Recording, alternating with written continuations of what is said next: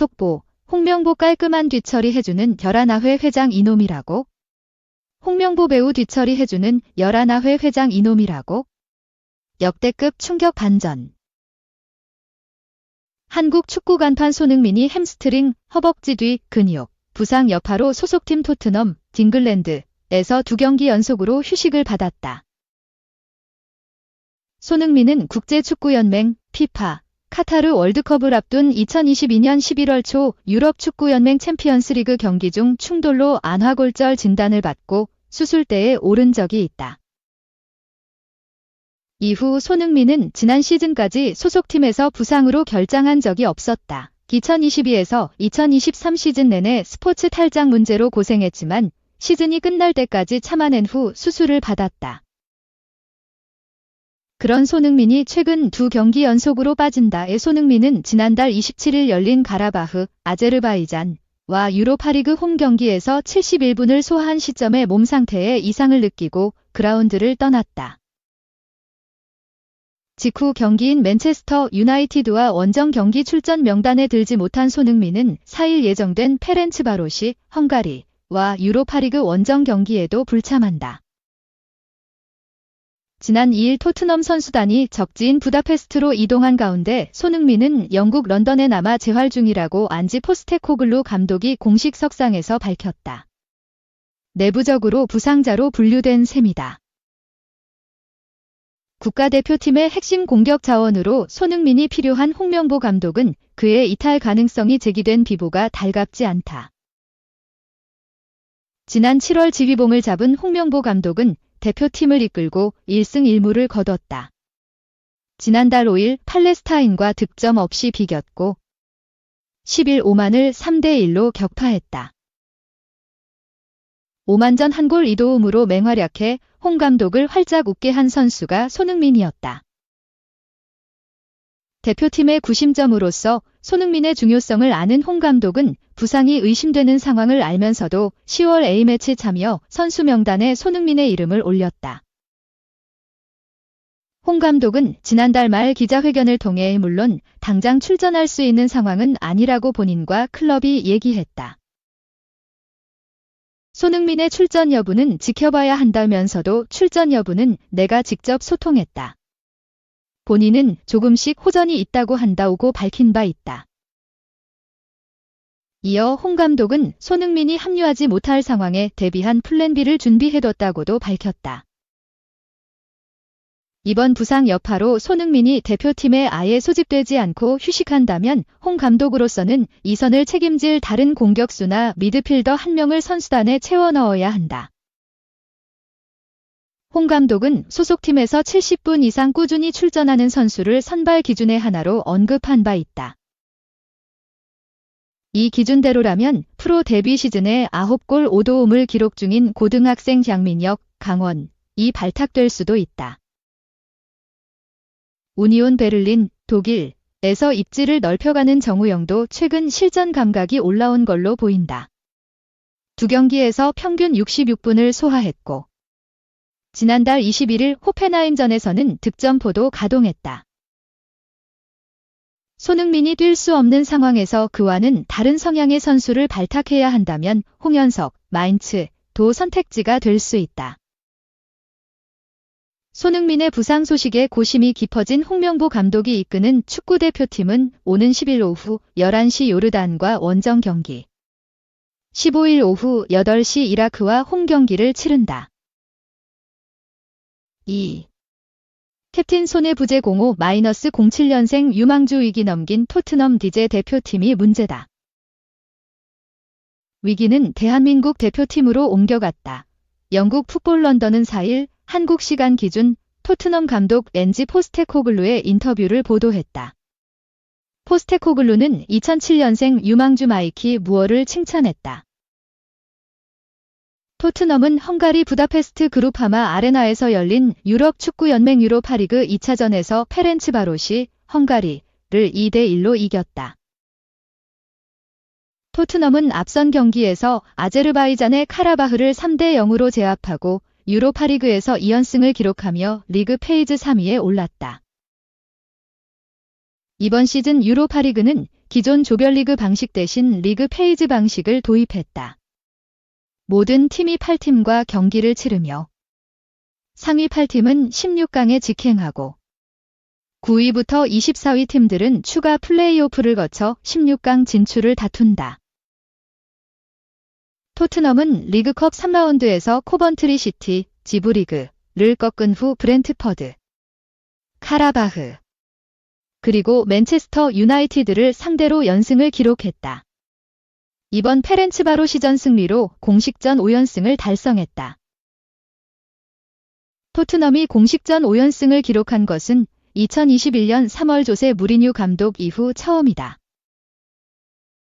또한 잉글랜드 클럽이 헝가리에서 페렌츠바로시를 상대로 원정 승리를 거둔 것은 이번이 두 번째다.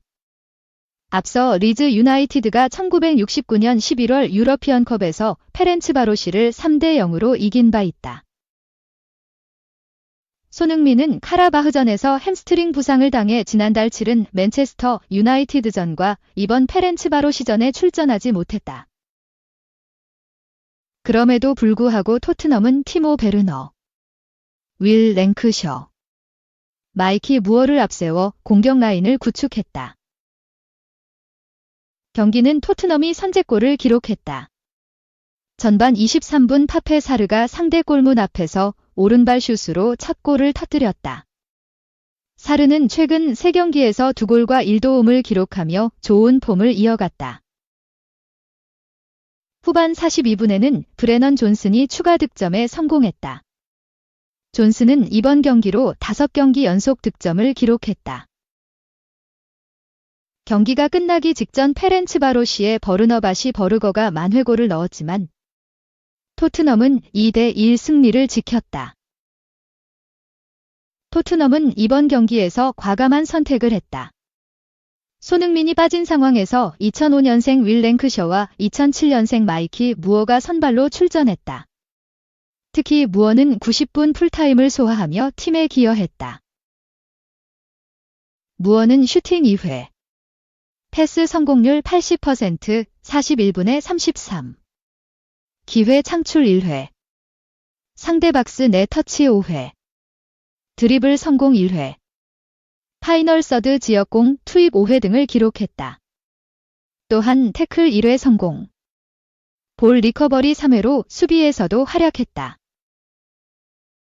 포스테코글루 감독은 17세 선수가 유럽 대항전 원정 경기에서 90분을 소화한 것은 정말 대단하다며 무어를 칭찬했다.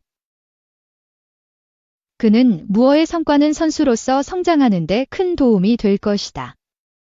그를 교체할 필요가 없다고 생각했다 라고 말했다. 포스테코글루는 경기 후 무어는 여전히 에너지를 유지했고 경기에서 큰 기여를 했다고 덧붙였다. 토트넘은 주장 손흥민이 빠진 위기를 유망주를 적극적으로 기용하며 무사히 넘겼다. 이제 대한민국 대표팀이 문제다. 대한축구협회는 4일 대A 대표팀 10월 소집 관련 손흥민의 왼쪽 허벅지 부상에 따라 휴식이 필요하다고 판단돼 선수 보호 차원에서 10월 소집 제외를 최종 결정했다 라고 공식 발표했다. 손흥민을 소집 명단에서 제외한 KFA는 그 대신 FSV 마인츠 05에서 이재성과 함께 활약하는 홍현석을 대체 발탁한다고 알렸다. 대표팀 일정은 쉽지 않다. 홍명보호는 오는 10일엔 지난 아시아축구연맹 아시안컵 카타르 2023 4강 맞대결에서 패배한 요르단 원정을 떠나며 5일 뒤인 15일엔 이라크를 홈으로 불러들인다. 대표팀은 이번에 서울 월드컵 경기장 대신 다소 낯선 용인미르 스타디움을 이용해야 한다. 서울 월드컵 경기장의 잔디 상태 때문에 AFC가 다른 경기장을 사용할 것을 지시했기 때문이다.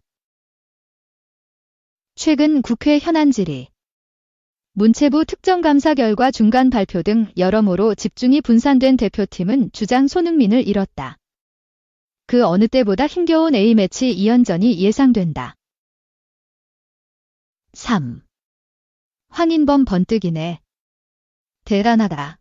네덜란드 벌써 황신드롬. 전문가들 극찬.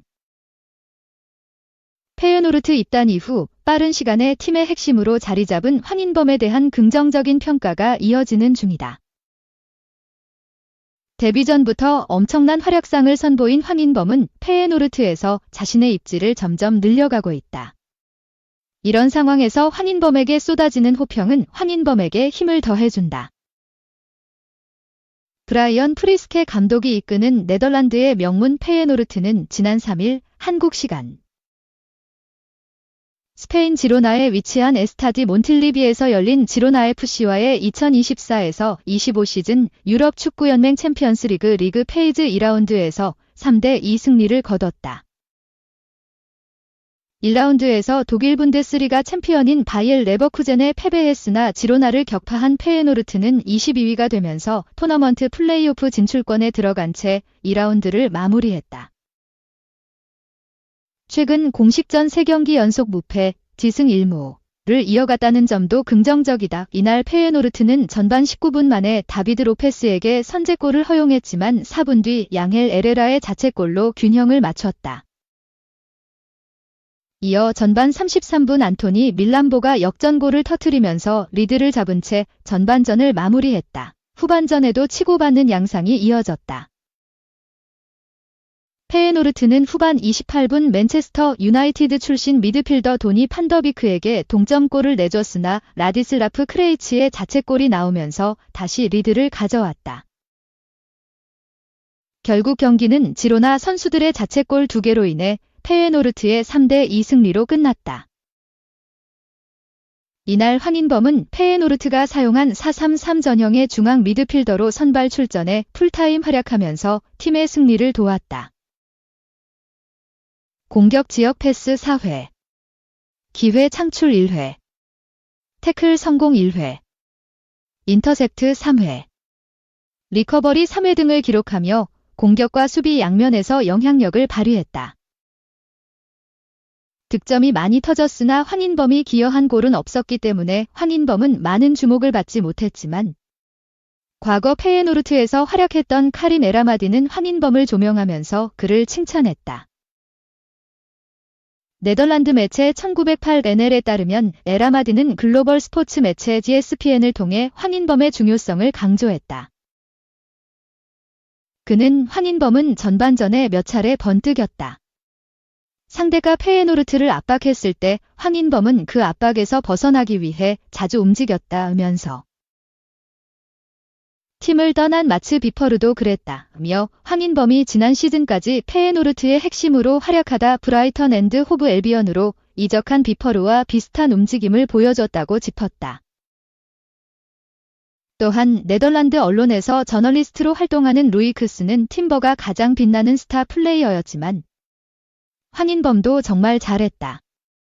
황인범은 정말 대단하다며 에라마디를 거들었다.